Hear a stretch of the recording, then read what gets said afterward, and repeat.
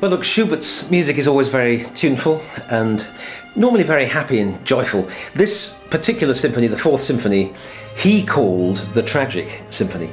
And it's rather unusual because Haydn's symphonies, a lot of them have names, but they were all given later on. But Schubert himself gave this symphony a title, and it does start in a very tragic mode, a very tragic atmosphere, and lots of deep sighing in the music, and fathoms all sorts of depths that we perhaps haven't been used to in previous music before this time.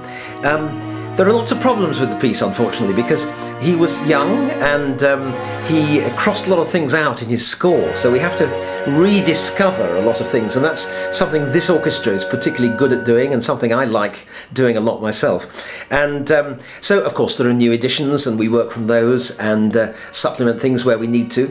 And also, yeah, there's been some problems with tempo, with the speed of the music in Schubert's time, and maybe there's been a tradition of playing some of this music rather slow, and we're trying to get back to the original ideas, so that there's a life even behind the tragedy. The first movement, for example, which basically he puts in 4 beats and a bar, rather like the last movement of his great C major symphony, the last one, it actually should only be 2 beats and a bar.